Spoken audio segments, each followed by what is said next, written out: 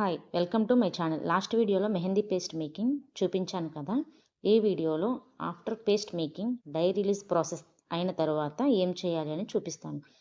పేస్ట్కి die release process చాలా బాగా జరిగింది. ఎగ్జాక్ట్లీ 9 అవర్స్ తర్వాత ఓపెన్ చేశాను కదా, చాలా బాగా డై రిలీజ్ ప్రాసెస్ జరిగింది. చూసారా పైన కలర్ ఎంత బాగా వచ్చిందో. దీనిని బాగా మిక్స్ చేసుకోవాలి. మనకి కావాల్సిన కన్సిస్టెంటీ వచ్చే వరకు రెడీ చేసుకోవాలి.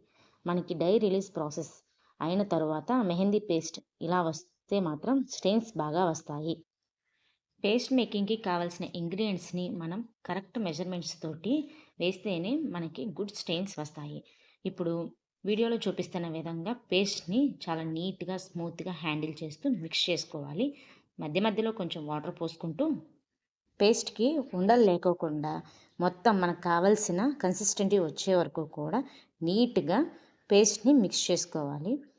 ఎక్కువసేపు మిక్స్ చేస్తే మనకు కావాల్సిన కన్సిస్టెంటీ వస్తుంది. ఇదిగోండి ఈ విధంగా ఇంత లూజ్ కన్సిస్టెంటీ రావాలి. మనం పైనుండి పేస్ట్ వేస్తూ ఉంటే అలా సన్నని తీగలాగా పేస్ట్ కిందకి జారుతూ ఉండాలి. ఇదిగోండి చాలా క్లియర్గా చూపిస్తాను, ఒకసారి చూడండి. మళ్ళీ మనం పేస్ట్ వేస్తుంటే అలా తీగలాగా జారుతూ ఉంటే మనకి పేస్ట్ పర్ఫెక్ట్గా రెడీ అయిందని అర్థం.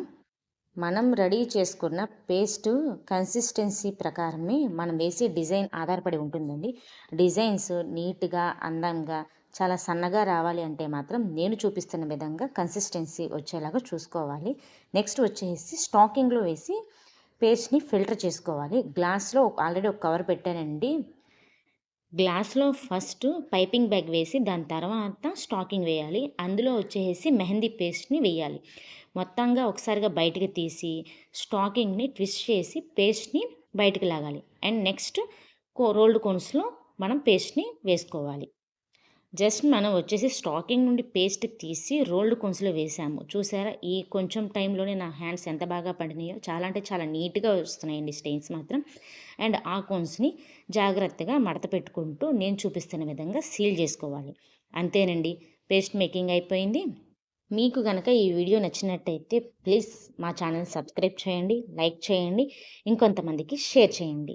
థ్యాంక్ యూ సో మచ్ ఇప్పటి వరకు నా ఛానల్ సపోర్ట్ చేసినందుకు. Thank you.